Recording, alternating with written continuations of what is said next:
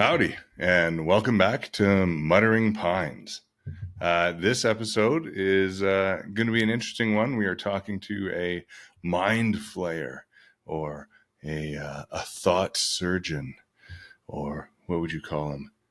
A therapist, a psychologist. We're talking to my buddy Jeremy today. We're also going to do a little cocktail action, a little trivia with Jeremy, and a quick section on what's news. So stay tuned, and without further ado, let's fumble through the forest of know-how.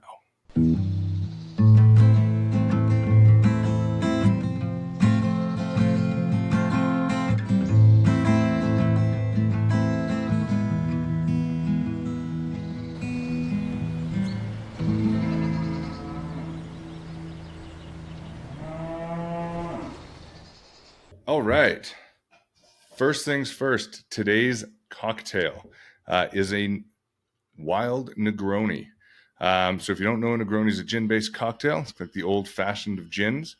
You've got three ingredients, three equal parts: gin, Campari, and sweet vermouth. Mix that together with ice, and I smoked mine with a cocktail smoker using an orange-infused smoke kit.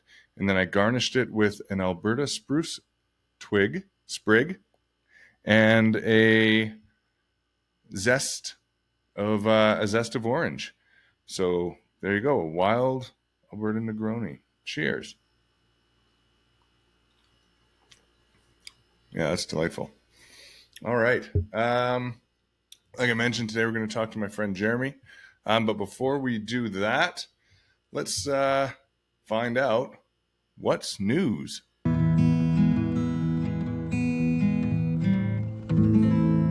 Okay, so I got two quick things because I want to really get into it with Jeremy here. One is the Alberta government has increased the bag limit for hunting cougars, as well as they added 6 new zones. They've opened those up across the province, mostly up near around Grand Prairie. But the reason this was interesting to me, not the only reason, but who doesn't like a good cougar? Is that one of these zones is inside the Cypress Hills Provincial Park. And I just find it strange that I'm all for opening up hunting seasons. If we need to cull a herd or cull an animal, absolutely. Conservation, 100%. But hunting inside provincial parks is a little weird because it's not public land. So, if you're out there, less families can go out on public land, but you kind of know that there's an inherent risk, I guess. And there's people out there hunting and all that. But in a provincial park, you typically can't hunt. It's like fishing only. I'm sure there's some exceptions, but depending on what those seasons are, it would be interesting having people hunting in provincial parks. And I'm not, especially cougars. Like I said, I'm all for hunting cougars. They're coming more and more across game cameras, so I totally get it. And the limit now is 72 female cougars. That's bananas. Your limit is 72. Who's going to shoot 72 cougars? I mean, unless you're at the Metropolitan downtown, then you might get 72 cougars. And the other piece is Wild Harvest Season 3, which, if you don't know about it, it is a series by Les Stroud. So Survivor Man, if you're a Survivor Man series or a Survivor Man fan, you should check it out. They've got the first 2 seasons are on YouTube. You can watch them. They're fantastic. It's Les Stroud and a local Calgary chef, Paul Rogalski. And they forage for ingredients and make great dishes. It's awesome. And season 3 is out on PBS. So check that out. And that pretty much going to wrap up our super quick what's news. So I'm going to have a quick drink, and then without further ado, let's bring Jeremy in. Right on. Hey, Jeremy. Hey. Again, like How's we it didn't going? just say hi. Yeah. Okay. I don't know if I prefaced this earlier when I was doing my intro thing that you weren't on. You are a mind flayer. I'm a mind flare. Yeah, like a thought changer, a brain scrambler, a That's right. psychologist. Yep. A registered psychologist in the Look at that, you province of got Alberta. a book on, you got a fucking book on Freud in the background. That? Let me show Yeah. you that. It might be interesting to people. It's not a book. No? It's an action It's a figure. fucking action figure. And he's holding his cigar even. Like it's classic Freud. I actually got that from an old supervisor. She gave me that. And then actually here, I'll show you one more thing too. Just because it's fun to play show and tell. These are Freudian slippers. And so you can have Freud. And if you put your toes in there, the tongue So is it wags. when you wear those, you have to think about your mom? Is that You have to is that say that what is? you really mean, even if you didn't mean to say it. I gotcha. Yeah. I guess Yeah. just in my case, it's about my mom. So being a psychologist, after this, do you now have to certify yourself as insane? I certainly Just could. coming on here and just fucking it all up. One of the things I get, the desk reference for the DSM, which is all of the mental health diagnoses. And so, yeah, you could flip through here and pretty much find things that are wrong with yourself. Is that what you're doing? You're just highlighting this? Everything I say, you're just Exactly. going like, Not about anyone else, just about me. oh, fuck this guy. Are you drinking a beer? What do you got? Classic Pilsner. Fuck yeah. It's not for the taste, that's for sure. It's for the cheapest large box you can buy at Costco. That's value per can. Exactly. Because that's the world we live in now. Yeah. But I Back also to got drinking what our dads drank. Yeah, and I got a backup too. That's my favorite rum, I thought, just in case it's a 2-drink night. Ooh, a rum. Which rum? It is, you can't find it in Alberta anymore for whatever import reasons. It's a company called Diplomatico. Okay. And it's called Reserva Exclusiva. So it's like an aged rum. It's really good for sipping, really smooth, almost like a gingerbread kind of a flavor, like molassesy. Oh, really? Yeah. That's cool. So that'll be dessert after the beer. Right on. I like that. Mm-hmm. I'm having a Negroni. Negroni. And then I'll probably beat you on the beer and dip into a no-name beer. Nice. A no-name brand beer. Yeah, beer. Is it like a yellow can? No, it's silver. What a jip. No kidding. It should be bright yellow, no name brand. The box is, and then you open it and you're like, oh. But I guess that's why it's cheap, is they don't pay for labeling. Yeah, exactly.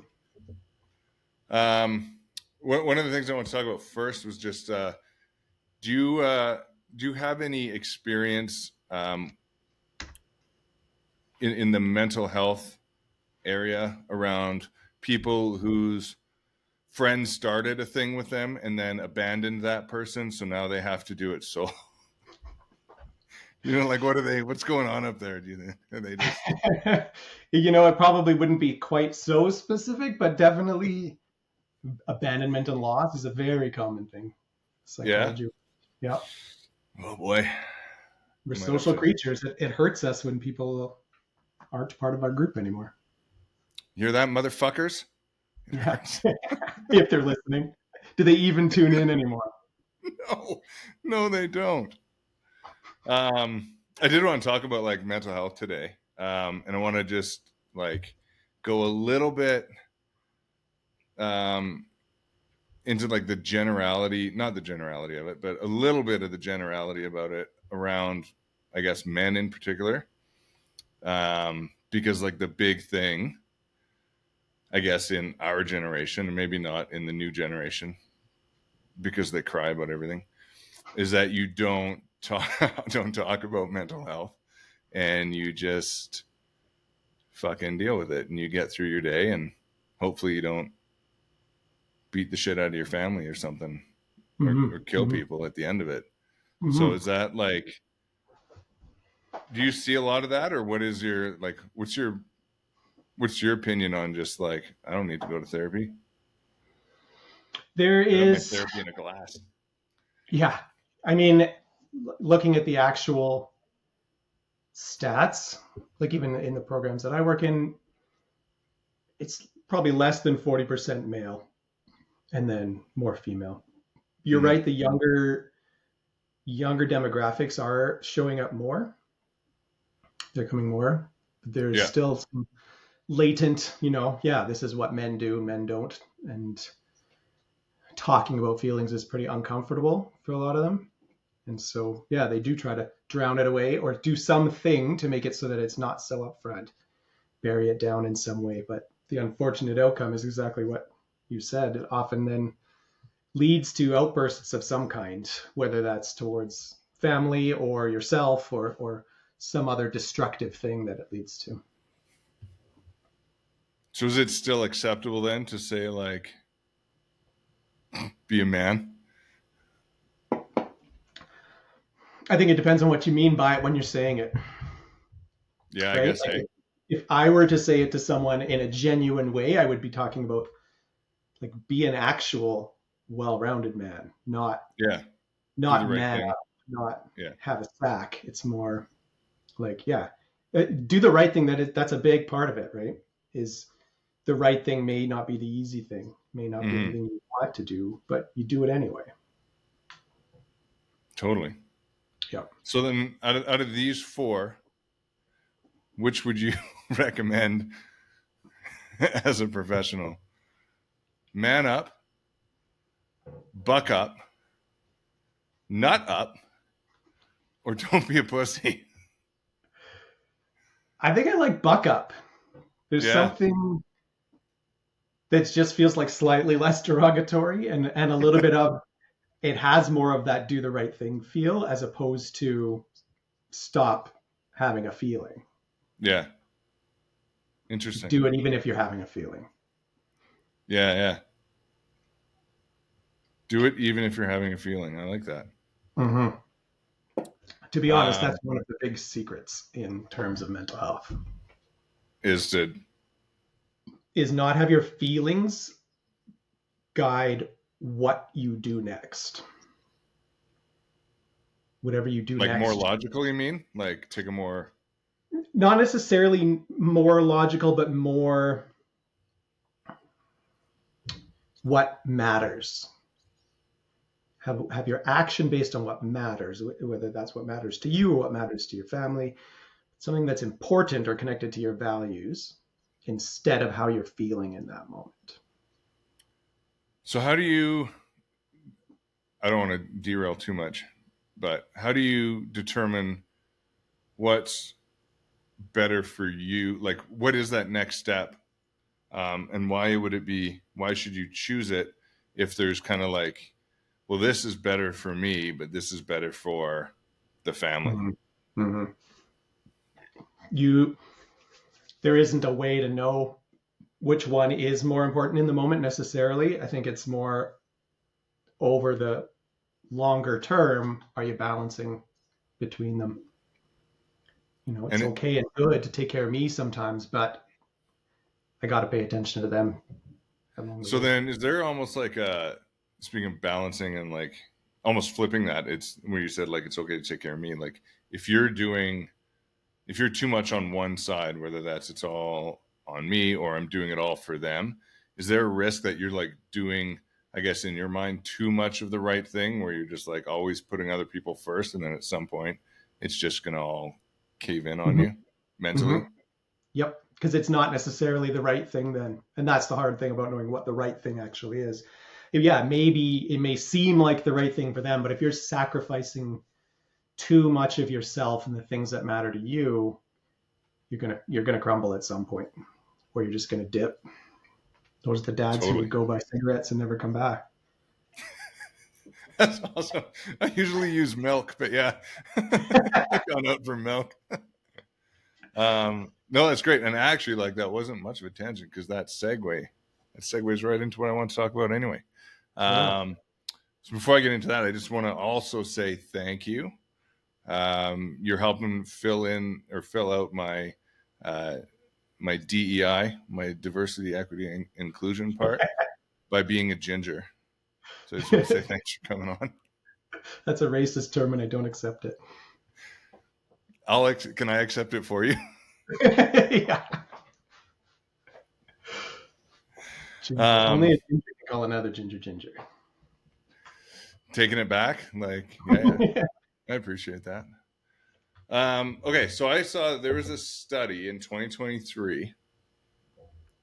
Now it sounds biased because it was by Nature magazine, but it suggested that people with hobbies tend to have better mental health. So compared with people who didn't have hobbies, those who did reported better health, more happiness, fewer symptoms of depression, higher life satisfaction. Is that something that you're kind of like on? Like, does that track? I'd certainly believe it. I'd be curious about how they defined hobbies, if they did define it, or if it was very broad. Yeah. Oh, I'm sure it did. I didn't get that deep into it. I was like, but paragraphs past the headline. I would definitely believe it because it's a thing. I mean, there's a lot of good things about it. Yeah. A thing to focus your mind on, a thing to do with your hands while you solve other problems in your head. There's a lot of different aspects that would be part of it. Perfect. All right, great. Podcast over. Thanks, buddy. Yeah, we're done. We're done. And end it. No, that's cool. So yeah, you started to touch on a little bit, but can you go, in your opinion, a little deeper into why a hobby is something good to have just as a person? Like whether, like I want to skew it a bit to be like doing something with your hands or getting outside, because that's personally what I think is better for people. Yep. But I'm a professional idiot, not a therapist. Yeah. So I'd like to get your opinion on why you think that's good, or if you think it's bad. No, I think it is good. And I think regardless of the hobby, if you think of any hobby, whether it is outside or woodworking or knitting or any of those kinds of things, I think they often touch on multiple areas that can be good for our mental health. Like being out in nature, of course. So any hobby that's out there, there's tons of studies that show being in nature, seeing green, being around trees, all of these things good for the mental health. Okay, hang on. I gotta go on a detour here. Seeing green. Yep. Is that you're just using like a metaphor for outside, or is it actually like seeing the color green is good for you? I mean, I certainly couldn't like cite a specific study, but there have been studies around exposures to that kind of those wavelengths of light leading to people feeling better, which we can guess around the evolutionary drive for that green things tend to be healthier. You tend to be able to eat more of the green things than, a brown thing you find on the ground. So it was probably don't eat brown things.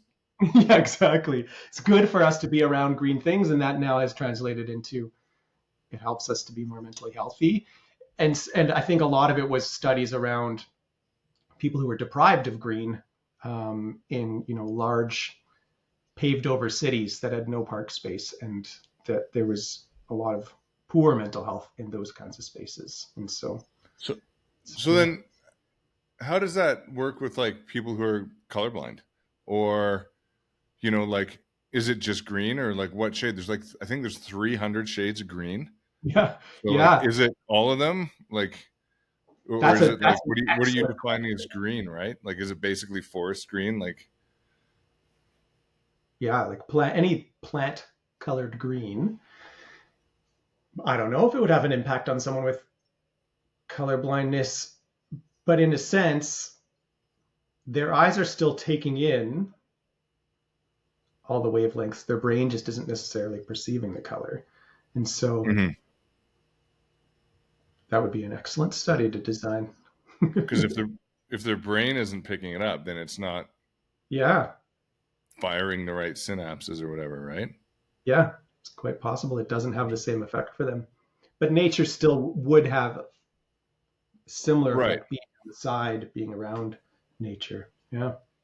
Yeah, that's interesting because I know, like, personally, like if you go to, I guess, like British Columbia is like a really good example. But for me, like when you get that 3 layer color scheme where you're seeing the bright green trees and like that dark charcoal slate rock cliff and then the blue of the water, you're just like, that's it, Hmm. nailed it, Hmm. perfection. Yep. Yeah. If you can take it all in a landscape. Mm-hmm. Absolutely. And then what about like the olfactory part of that? So like when you're smelling nature, right? Like, Yep. do you think that plays, like, does sense of smell play into your mental health at all? I guess in that sense. Yeah. Like I think we know that it does in terms of its ability to trigger pleasant memories or unpleasant memories. But yeah, the way that your nose, your olfactory senses are physically structured, it's literally pieces of your brain hang down into your nose. And so it's why it's the like instant emotional response when you smell Like things. because you've just blew too hard. Yeah, exactly. You're starting to dislodge. Is that why there's But chunks of yeah, brain that's hanging why in your when you nose? smell something, it's like instant memories, instant feeling, depending on what it is. And so I don't know if there's anything that's, this smell improves mental health, but if you have good memories attached to that smell, then it will help your mental health. So if you And it can spend, trigger like long like memories that you're not even Mhm. like would never think of again, right? Like you walk along and all of a sudden you get a smell and you're like, holy shit. Yep, And you yep, just get like, I don't know, I don't have an example, but all of a sudden something that you never would have thought of probably yeah, ever again just comes to the forefront. yep. And it's just like, so it's almost like, I guess like your memories are kind of a vault then, wouldn't they be? Like they're part of a, I don't know, catalog in your Sort brain, of. storage system. And this just Yeah, like, memories are a weird thing. They don't actually exist. That's the weird thing about them. They only what? exist as a potential for firing again. And so when something happens, when you experience something, it creates a pathway in your brain. And that pathway is more likely to fire than one that you didn't experience. And so when you have a memory, it's not a thing that was like locked into your brain anywhere. It's just that you were more likely to have those same synapses fire, and therefore it feels like something that you know. It's pretty wild. Humans think we have memories. We don't actually. We just have a brain that repeats itself. It's just the probability of the same sequence of, Yep. uh, Neurotransmitters all firing in a sequence. Absolutely. memories That's are why. just probabilities. Yep. That's fucked up. And so the more that we remember, with the more that we focus on a memory, bring it up, the more likely we're going to have it again. That's why trauma ends up being such a problem for people, because it keeps coming back and you keep reliving it. It makes it more likely you're going to relive it over and over again. So then when you have, let's say you have, I don't know, 6 more of these delicious Negronis, there's a good chance that you now have significantly decreased the probability that that series of synapse firing is ever going to happen again, right? Like if you go black out, does that just mean that you've dulled those synapses to the point where you're just probably not going to get that back, or how does that work? Yeah, I think it's essentially along those lines. It's a nervous system depressant. It slows down those connections, those firings from happening, and so it makes them happen much less frequently, much fewer. Therefore, that doesn't create a strong connection that's more likely to come up, and so you don't remember it the next time. I'm sure there's more to it than that around the toxicity of it, but that's It's definitely crazy. part of it. Yeah, and that's why there's state dependent learning too. Like if you drank a beer with your textbook studying, every time, and then you didn't have a beer during the test, you're going to have a harder time remembering it. But if you were allowed to bring a beer into the test, you would actually have a better chance of remembering it because it's connected to the state you were in when you learned it. No fucking way. Yeah. That's crazy. So it's not just it's everything. It's your entire environment. Like that's what I guess you're not recording it, right? You're just whatever environment you're in is what creates those synaptic firings. So Yep. in order to recall that, you have to have be able to recreate those again. Yeah, you're more likely to be able to. Exactly.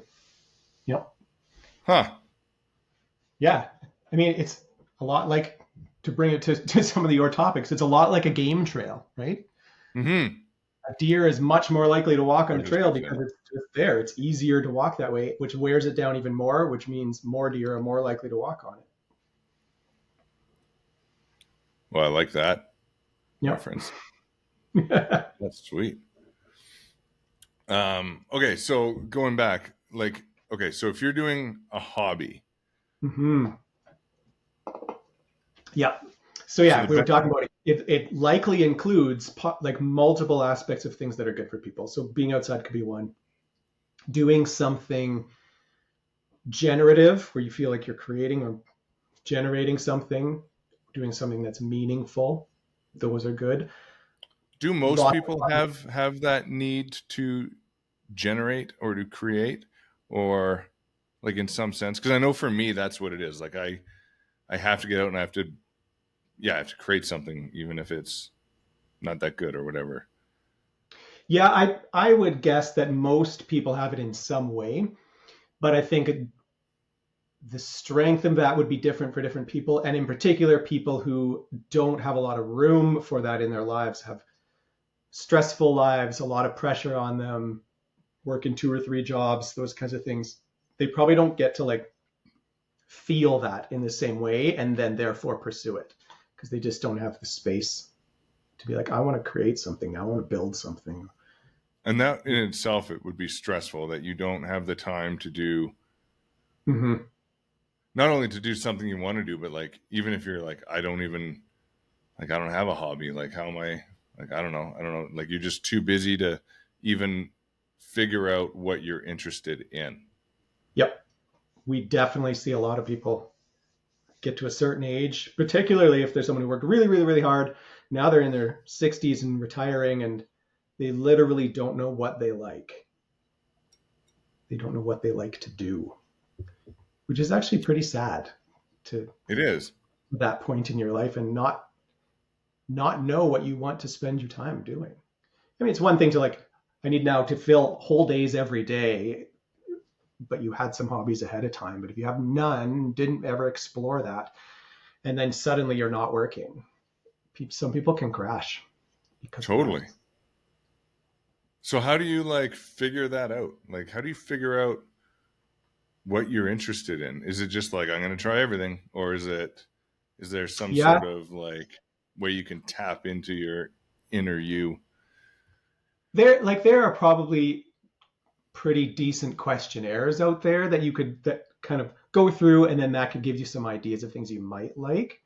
But a lot of it is, kind of look at this list of things, and does any of this like pique your interest whatsoever? And if so, try it. And if you don't like it, you'll know pretty quick. But also some things need to be stuck with for a little while. Yeah, totally. Do you, I don't know. Yeah. Do you prescribe hobbies or me time? Like, is that a big part of it on your end, or? Yeah, I mean, we don't get to use the strength of the word prescribed, so to speak, but absolutely. Recommend? Yeah. Suggest? Yeah, and there actually are literal programs available depending on what sector you work in the mental health, where you can prescribe physical activity, you can prescribe nature, and what that does is gives people access to them. So like they can get access to some of the gyms in the city, or they can get like a 1 month free pass to the national parks, things like that to get people. Oh, really? Yeah, it's pretty cool. No shit. That's cool. Mm-hmm. Right on. So, in terms of like picking something outdoors versus indoors, do you feel like there is a benefit, or is it more just like the priority is just do something you're interested in and start there type thing? Yeah, I would say probably for most people, it's start with do something. Do something that you're interested in, whether it's indoor or outdoor. If you're someone who has the luxury of doing more than one thing, then have an outdoor thrown in there because it's going to be good for you. It's good for your sleep, like having bright sunlight Mm-hmm. on your eyes. There's studies about having really bright lights hitting the bottom of your retinas because that's where it's coming from the top and hits the Yeah, bottom of your eye has a big impact on your sleep cycle. And so getting outside is the best way to do that. Have the sun above you, even if it's cloudy, it's still way brighter up than down. totally. So yeah, I think do something, but if you can do something outside, it's going to be better for extra reasons like sleep and things. And is it just outside, or like using like hobbies or that ability to do that generation, that creation? Does that also help with sleep? Like getting as like a de-stressor, or like just getting some of that out of your head before you kind of hit the old fart sack? It probably would, especially if you're someone who holds ideas and like, oh, I really want to try that, or I want to get that idea out physically and see what it looks like in the real world. And if Mm-hmm. you just kind of ruminate on that and it stays in your mind and you're thinking about it, that'll keep you up. And so if you can get it Yep. out, even if it's a sketch or a design of it before you actually try to build something, might be good to get it out. You can kind of like forget about it then because you've recorded it somewhere. You've fired a series of synapses Exactly. that you can repeat later Yep. because it's Mm-hmm. on paper. Yeah, Yep. that's sweet. Mm-hmm. Um, do you have like a lot of people that struggle with sleep? I don't want to derail too much, but like I know sleep's a big thing for people. Yeah. Yeah. So yeah, in my current job, I manage a program now. I oversee a team of psychologists, and it's a very common reason for referrals. So we get our referrals from family doctors, and so it's something people bring up to their doctors all the time. And a lot of people just want a pill, and there are Mm-hmm. pills that will make you unconscious, but they don't provide you with quality sleep. And And they so yeah, typically go in drinks at the bar, right? that too. Yep. Don't put them in other people's drinks. Put them in your own if you really want to knock Just yourself roofie out. yourself. But yeah, that's unconsciousness, which is different than sleep. And people don't necessarily know that difference until they've been using sleeping pills for years and their brain is not recovering. Sleep's a really important part of our brain's ability to like basically clean itself, sort Mm-hmm. itself out. So then instead of getting a sleeping pill or going to your neighborhood CD bar, um, and like aside from just like straight up just going and rubbing one out, what's the what are some of the best ways you've found that work for maybe not like curing your sleep problems, but like improving or at Yeah. least taking a step that direction? Getting some physical activity in the day will help with that bright light. If you can do it outside, even better. Like for someone, even if they don't have a lot of mobility, but if you can go for a walk outside every day, that will help. And then one of the easiest ones, I say easiest, I suppose simplest, that takes some convincing to yourself, is actually get up at the same time every day, Yeah. regardless of the day of the week, regardless of even if you're on vacation. If you get up at the same time every day, it starts your sleep cycle at the same time every day. And then you're much more likely to feel tired when it's actually time to go to bed.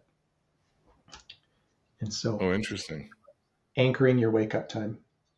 So that means like if you're getting up for work, you don't sleep in on the weekend. No, and I don't anymore, because I was having sleep problems 3 or 4 years ago. I was like, I'm going to try that. So it's one of the short steps of a whole protocol. It's called CBTI, Cognitive Behavior Therapy for Insomnia. But it's one of the like easier first steps to just do. And so I did that. I was like, all right, fine. I'm going to stop sleeping in. I'm going to get up at the same time every day. And it's worked really, really well. You know, it's not a magic thing that will work for everyone, but if you don't have major sleep problems, it'll probably make quite a difference in your ability to get to sleep each night if you just get up at the same time. And so now that I just turn that into my video game time on the weekends, get up at the same time around 6 a.m. and play a couple of hours of video games instead of doing it at night. And then I'm sleepy at regular bedtime. Your kids aren't up at 6? Come on. Oh, they're up, but then they get video game time too. It's pretty sweet. There you go. Yeah. Oh, cool. Okay. So then, like, yeah, even like regardless, that's just like a stepping stone into better habits. Yep. Yeah. And it's funny, like when you think of some of those old proverbs, right? So early to bed, early to rise, makes a man healthy, wealthy, and wise.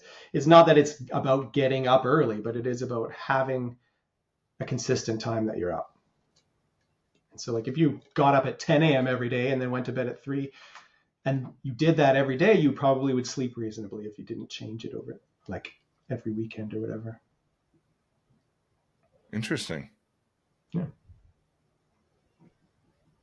So like in terms of those healthy habits, like how do you, like if you're a busy person, how do you start developing those habits to say like, hey, I need to focus on myself, or I need to get outside, or I need to spend $12,000 to $15,000 on a wood shop so that I can do, you know, whatever. Like how do you start positioning yourself, I guess, like mentally to prioritize that over some of the things you may be doing, like, I don't know, whatever, making kids lunches or catching up in Yellowstone or whatever.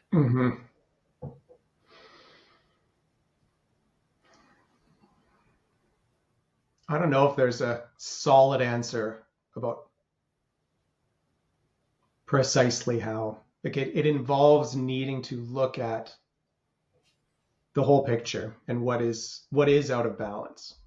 Where is too much of my energy going and where is not enough of my energy going? And probably more likely to be something you can keep up if you start with small changes, not a big drastic one. It's like, well, I'm going to go to the gym every night now from 7 to 8 p.m. when you haven't gone for decades.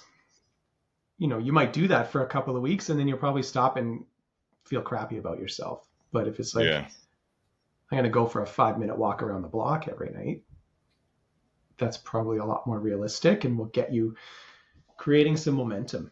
And once you've got some momentum, it's easier to keep going than it is to like start something new. And then does this mean that you're now looking at your priorities in your, I guess, with you in your life, and like,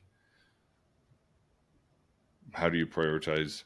I guess that'd be like a question, like, how do you find people struggle with prioritizing themselves over the tasks that need to be done before the day is out, like grocery shop, and you know what I mean? Like, so you got to sleep 8 hours, you got to work 8 hours, you got to commute, you got to do kids activities if you have kids, so you're soccer, hockey, ballet, whatever. You got to make lunches, you got to grocery shop, you got to buy dinner, or make dinner, sorry, or buy dinner. And like now you've exceeded 24 hours in the day. Yep, most likely. So so do you find that people struggle with making those prioritizations? Mm-hmm. Yep. And sometimes even it can make a difference really connecting with, like, if you find you're doing these things because you do sort of believe that you should, but you're also kind of resentful about them, or like, oh, I wish I didn't have to. Connecting with the why, the real why around why you're doing it, can help make it feel like less of a burden too. Mm-hmm. So one of my main ways of practicing, it's called ACT, or acceptance and commitment therapy, and a lot of it is around understanding your values and then working to live your values. And so if you hold the Interesting. value of, I want to be a good father, being a good father is a valuable thing, then you can use that as the why you're doing the things like making lunches and doing the grocery shopping and reading to the kids at night, instead of, I have to do this. It's, I'm Mm-hmm. choosing to do this because that matters to me, really matters to my heart. And so another piece of that work with ACT is looking at the whole picture. And yeah, sometimes it's easy. An easy way is to divide it into quadrants. Think about 4 big areas of your life. So there's relationships, obviously a big area. Work or education, depending on your age and stage of life, is another big one.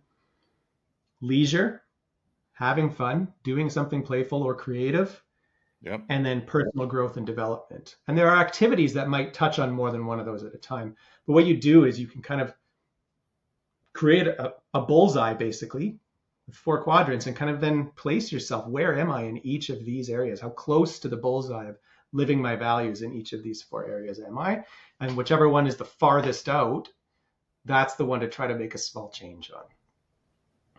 Don't try to aim for the bullseye right away, but what can I do to bring something closer to my values? So if it is about leisure, it's like, yeah, how do I add 10 minutes of that to my day right now? It's, you're not going to find 8 hours to go and do the thing you love to do, but can you make 10 minutes for it? Probably. Totally. And I heard somewhere that, like, and it kind of stuck with me. I don't know if it's right or not, but the act of, like, prioritization is really an act of exclusion. Mm-hmm. It's what you're So choosing you not to have to do. really choose what's important and what's just like, oh, it'd be nice if I got in 3 more episodes of whatever, Mm-hmm. but I'm going to give that up so that I can, I don't know, whittle wood or whatever, go for a walk. Yep. Yep. Yeah, because some people lean way too hard into the leisure side of things, and it's all about what's fun. What do I enjoy doing? At the detriment to a relationship or at the detriment to their work. And so you gotta lean towards the thing you're not leaning towards currently. Totally. I like that. Mm-hmm. Quadrants. You're making like a scatter chart almost, or Yep. like the Yep. thing we do with sticky notes. Yeah, Mm-hmm. yeah. Okay. I have a exercise for you to do, but because I'm ill prepared, I'm going to take 2 seconds to step over here and grab myself this Mm-hmm. nice silver can of no name.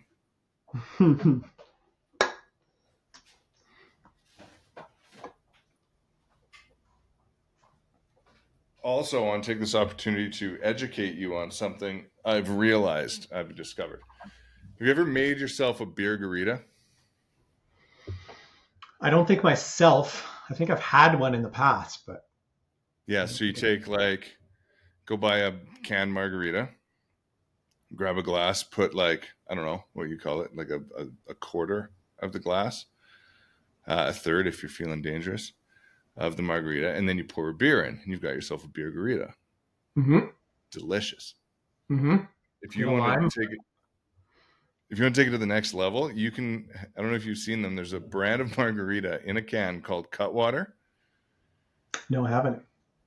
So if you want to have fun, you can use one of those, or just drink 2 of those, because those motherfuckers are 12.5% per can.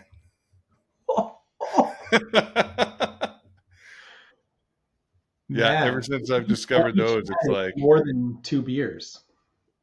oh yeah, you'd be done You for. drink 2 of those, that's like almost 5 beers. Yeah. I've looked back at a few scenarios since summer and I'm like, what happened? Like, oh right. I had one of those before. I had one single can and I was like 4 beers ahead of everybody else. Do they go down pretty easy? They taste like juice. Oh man, they're Oh, delicious. yeah, Yeah, they're that's dangerous. dangerous. Yeah. Blackout City. Man, my body can't All right. handle I'm going to list off some hobbies. it. Mm-hmm. We'll call them hobbies, activities. Mm-hmm. And on a mental, I want you to rate them on a mental health scale of 1 to 10. Okay? If anybody's listening out there, don't hold me to this. Yeah. Okay. So 10 is like the most mentally healthy? Yeah, like probably the best. And 1 is like, okay, don't. Yeah. Okay. Hiking. Ooh, that's up there. Let's say 8, just because you could be doing even more than hiking outside. Okay. That. Cooking. The culinary arts. Cooking. See, I personally love cooking. You've got to like it for it to be mentally healthy. So I'm going to say a 7 because it's not for everyone. Right. Yeah, let's assume this is something you're interested in and you're like, I want to do this. Yep. Okay. Woodworking.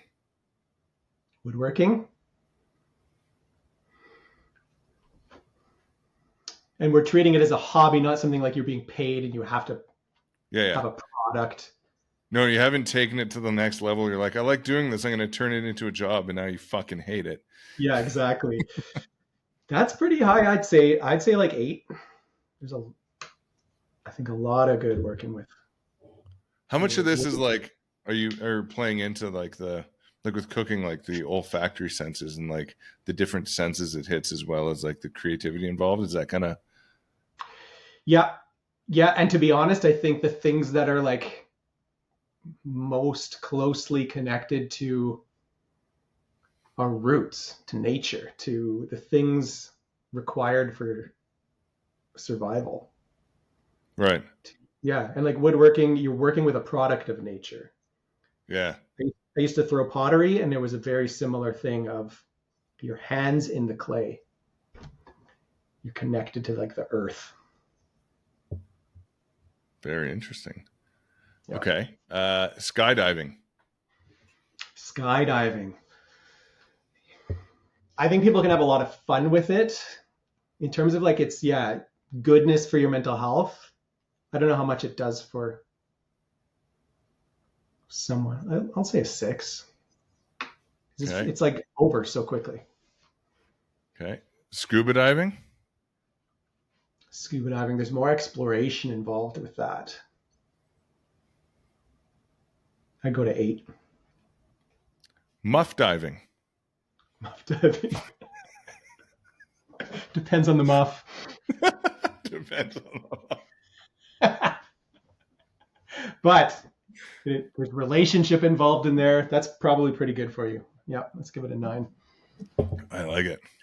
Okay, you mentioned this one. You like it? Pottery, yeah, I think really good. I'd go for like 8-ish. Okay. Painting.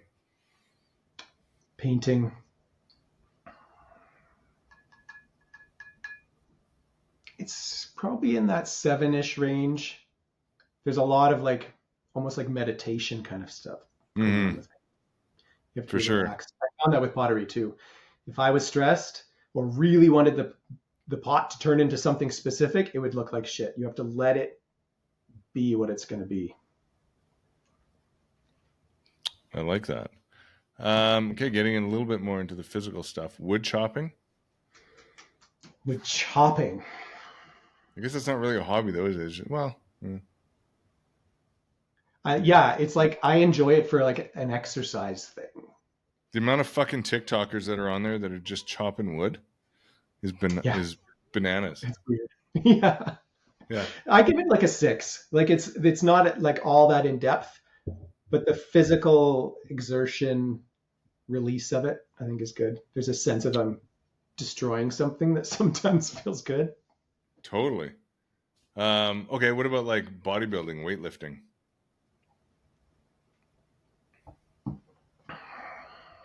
That one is a tricky one.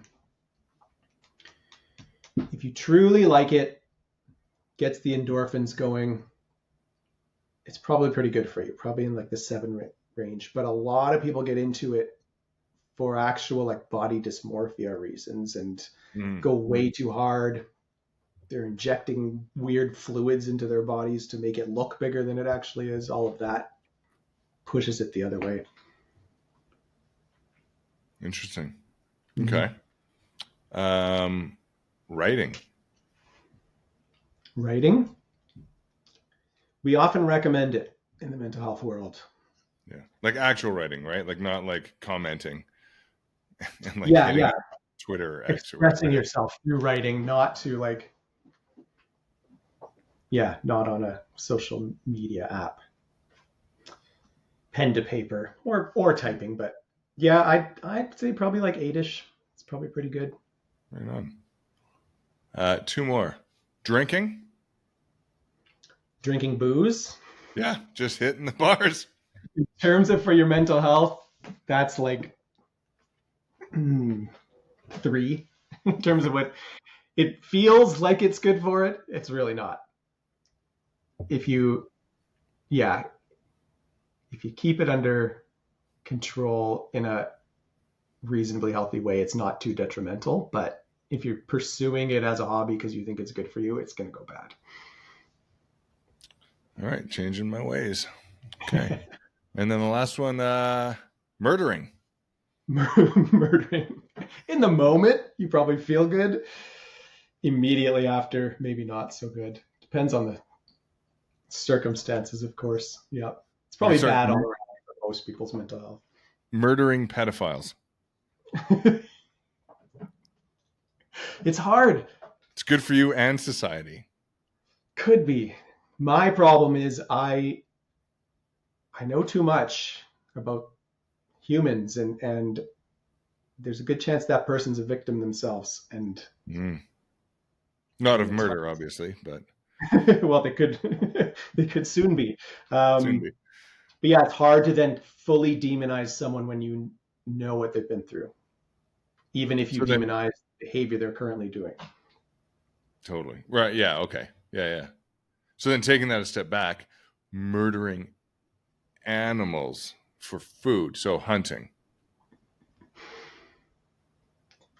And fishing, I guess. Hunting, fishing we'll put together. Yeah. My own values and bias will come out. I don't believe in trophy hunting. To be like, right. Look, I got the biggest buck on my wall. Yeah. But in terms of actual like hunting to feed yourself and your family, I bet can be really good for your mental health. It's got a lot of those things in there. You're out moving, you're outdoors, all of those things. It involves skill, but there's a primal I'm providing for people that matter to me, that it meets that need too. Yeah. Totally. And you, voice cracking. How about just hitting puberty at 43? There, like that. I feel like that goes back to what we were talking about at the very beginning. I hear that a lot when like you see a guy do something, or maybe he did something wrong and you're trying to like bump him up or whatever. But the term like, I'm pretty sure you're a good provider. Like you're a good provider. Like that saying, and that kind of like goes back to that. I guess it's like stereotypical, but that like be a man, right? That's part of it, is like you're a provider, or typically you were a provider, right? Like back when we were monkeys and just above monkeys, and some people still are. And then you get elected president, so maybe like I don't know, man.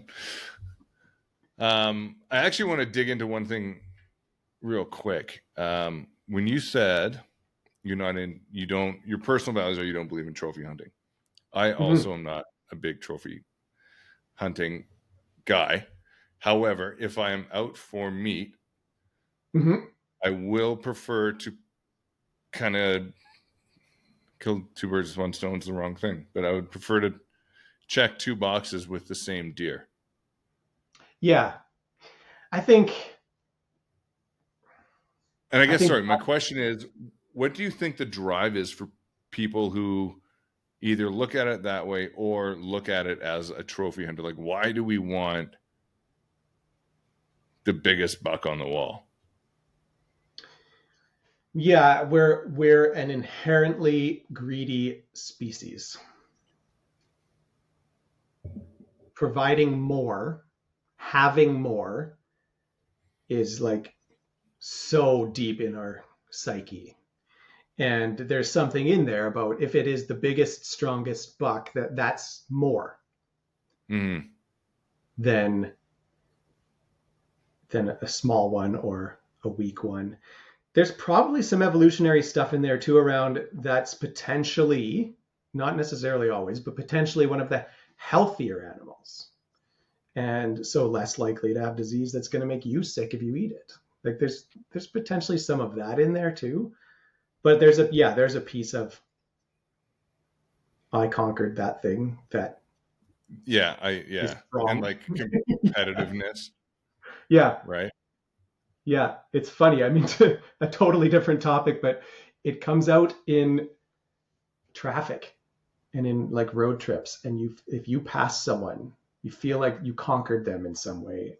And then if your kid needs you to pull over to pee, and then that person passes you, it's like, oh shit, they've now conquered me. I need to get back on the road and speed up.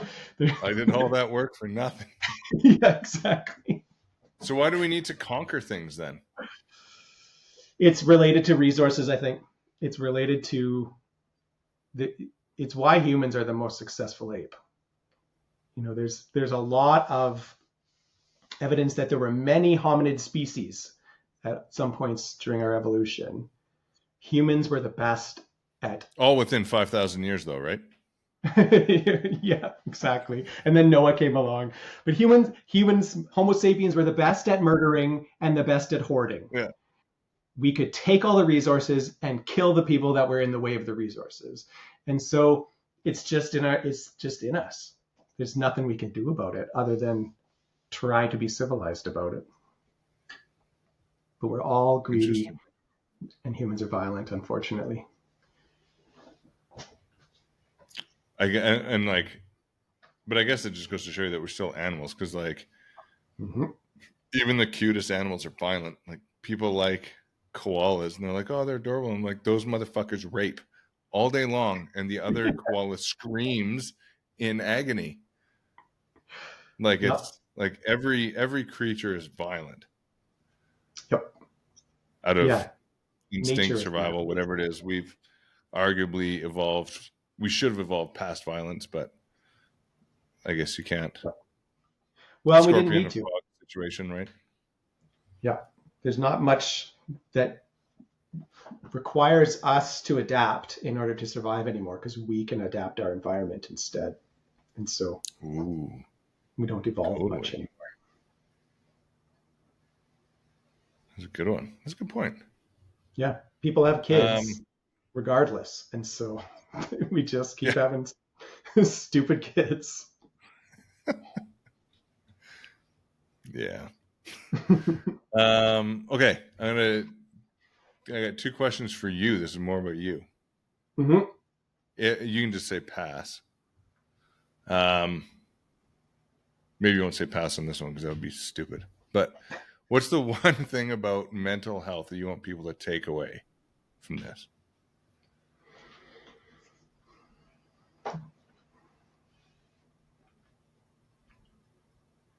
Distilling it down to one thing. You do like 1.1 thing. Yeah, I think it's that it's not something you achieve. You don't achieve mental health or get mental health and then you're done. Oh, If it's you not, want it's not, I can't conquer mental health. exactly. If you want to be mentally healthy, you have to always work at it.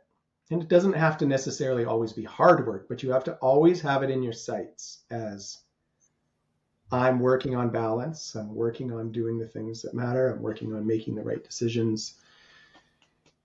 And then be like compassionate to yourself because you're going to fuck it up along the way too. Oh, I like that. Be compassionate to yourself because you're going to fuck it up. Totally. Yep. And then if you Even beat like yourself just the up after last half fucking of it up, that is most of my life. You're going to fuck it up. yeah.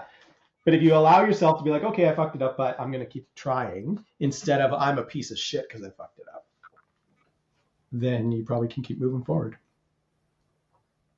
It's funny because that's what you tell, like those of us who have kids, that's what you tell your kids. You're like, it's fine. Yep. Like you made a mistake, you're going to get better. And then when we do it, we're like, ugh, Yeah. piece of shit. You Lose your literally head can't bottle. learn. You can't learn without a mistake. Yeah. Or you wouldn't be learning. You would just be somehow doing it. You have to Totally. make mistakes to learn. It's not possible without it. Yeah. Okay. And then my next one is, this is the one you can pass on. But that's it. Everything after this you can't. What's the one hurdle that you personally struggle with mental health wise? Like not like I'm a psychopath, but like what's the one barrier that you're like, oh, I wish I could just. And it like goes back to the thing with like we were just talking about like, oh, you tell your kids this, but then you yourself don't do it type thing, right? Like what's the one thing that you can say that is relatable? I think that people would be like, oh yeah, okay. Making me admit this to the world because the whole world's going to watch this. You're admitting it basically to like yourself and my cousin. Yeah, exactly. I think probably that I believe in hard work and I don't like doing it. Yes. Fuck yeah, buddy. Me too. I believe it's good. I believe everybody should work hard and I love to not work. Yeah. And be lazy. I 100% agree with that. Yeah. It's especially these days, right? Like it's easy to be lazy. Like back when you literally had to cut wood or freeze to death, if you were lazy, you're dead. Like in a day. No choice. Yeah. But I can choose to be lazy for lots of the day now. Yeah. And now you're just like, oh, be comfortable for everyone. Yeah. Yep. Okay. All right. What kind of cocktail would you be and why? Ooh. What parts of my psyche would come out in a cocktail? Oh my God, please be an appletini.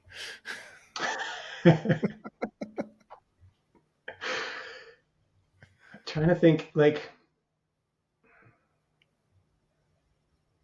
what kind of cocktail would have like sarcasm and sharpness to it? Well, that's almost like a gin and tonic. Yeah. It's like there can be a tiny bit of sweetness in there. Like I am a warm person, but I'm also a sarcastic and bug the shit out of you kind of a person. It's almost like a hot whiskey, like a hot toddy. Yeah, that could be interesting too. Or just Fireball. You could just be Fireball. Yeah. Just a shot of Fireball's totally. Yeah, good. It's hard to separate from like what would I like to drink versus what would represent me. Yeah, something along those lines. Something with a bit of spice to it, a bit of warmth, a bit of bite. Okay. Yeah. Nice. And then the last part here, if you have ever listened to it when those other fucks were on, we did quick fire. Mm-hmm. Was I going to give you this or that? Okay. And you have to just snap decision. Ready? Mm-hmm. Mm-hmm. Face-to-face or virtual?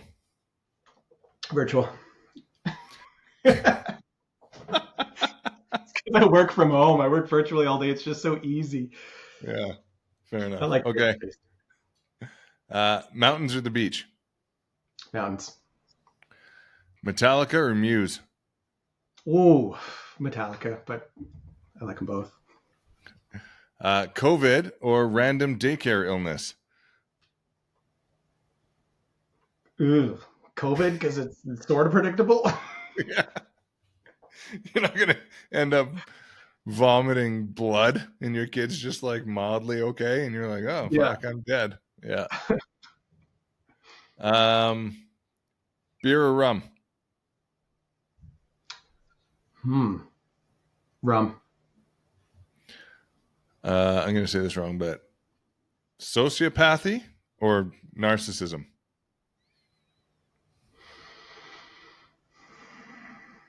Sociopathy. How come? I got to get the answer to that one. I'm just looking at the very surface level. Sociopathy is like, I just dislike people. Mm-hmm. Narcissism is like me at the expense of all other people. All right. I like that. Me at the expense of all other people. Okay. Camping or Airbnb? Camping. No. Outback or the keg? You know, there's a lot of good memories of Outback, but I'd probably rather eat at the keg. At least knowing Fair. about our old Outback. Yeah, no kidding, eh? Yeah, that's tough. Memories over like. Yeah, without Outback, you and I wouldn't know each other. Violations. There's That's something true. there. Yeah. Danielle Smith or Trump? Pass. You can't pass. Fuck. Danielle Smith. She hasn't like directly harmed people with her own hands and body the way he has. That's fair. That's fair. Pottery or cooking? Cooking. And then the last one, being normal or being a redhead? Being a redhead, it's way better. It's different. Probably way better. Yeah. We have higher pain tolerance. The pain, you said the pain tolerance?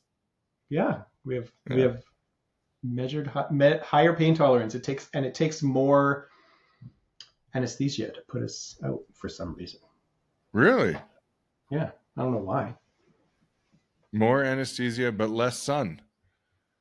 Yes, stay out of the sun, but it keeps me looking younger. My skin looks nicer. Yeah, that's true. Right on. Cool. Yeah, that's all I got. Thanks, man. I appreciate you coming on. Quick, what did you highlight in your DSM about me during this whole conversation? Well, I wasn't looking at it in there. But mentally, you're like, fuck, this guy's got so much. Something in the personality disorders, but maybe hard to narrow down. So, did you say everything in the personality disorder, Jeremy? Oh my God.